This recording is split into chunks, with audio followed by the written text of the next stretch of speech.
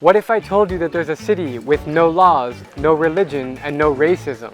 A town where everyone is treated equally, makes the same salary with a 0% crime rate. This place exists in southeastern India and is called Auroville.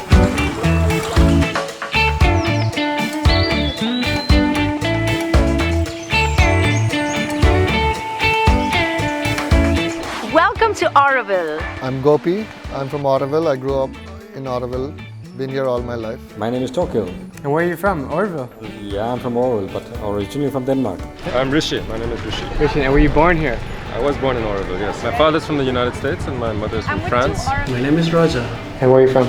My native is Auroville. What does Auroville mean to you? In a nutshell, it's for people who want to create something different, something new, take a risk, create something that hasn't been created before. It's a place where youth that never ages. It's a free world. It's a free space. It's an international community, which of course is spiritually based, but it also gives a lot of freedom. Auroville is a place for design and sustainability. And Auroville was founded in 1968 by French native Marissa Alfassa, known locally as the Mother. She had this energy to bring and create this project. She was a spiritual guru and yogi who established Auroville as an experimental town where, quote, men and women of all countries can live in peace and harmony above all creeds, politics, and nationalities. It's like a permanent Burning Man or like an adult playground. These are all recycled CDs that are hanging from an umbrella. So the street sign is actually the Beatles crossing the road. So Auroville is about 20 square kilometers and it's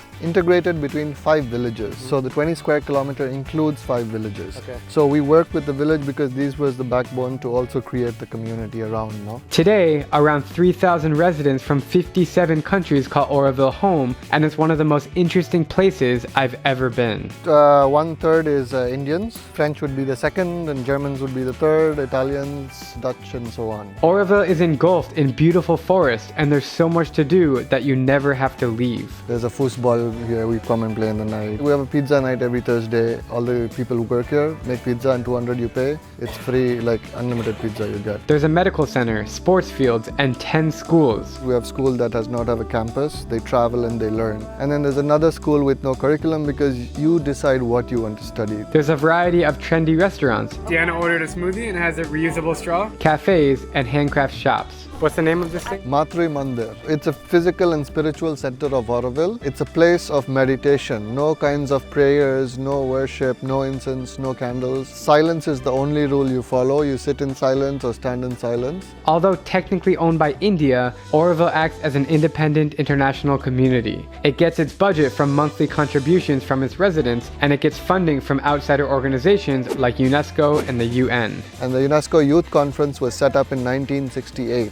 February 28, where youth from 124 countries came with a handful of soil from their country and put it in the center of this urn there. It's an amphitheater and there's a white color urn. So all the soil has been put there as a symbol of unity, representing unity. Every single Aurovillian, whether you're a doctor, a teacher, or a yoga trainer, makes the exact same salary of 12,000 rupees a month, which is only $170. Plus a lunch, health insurance, and free education for kids and free electricity. But the economy is nearly cashless. And any commercial activities happening generate an income, and they pay 33% of their profit back to the community, which is the foundation. I design furniture and make furniture. As I love wood, I started this unit that do salvage wood from the forest. I do reforestation, trying to bring back the original forest we had here. I'm a graphic designer. I do graphic design and more technical drawings for furniture. Instead of paper currency, all residents are given an account number to pay for things. We just write the number and we can pay and buy stuff or eat food, or grocery stores are there where we can use this number so we don't have to carry cash around. And because everyone here knows each other, it runs on the trust system. I can't help but wonder, what if the whole world was like this? Would the world be a better place? This is a question that I will ponder forever.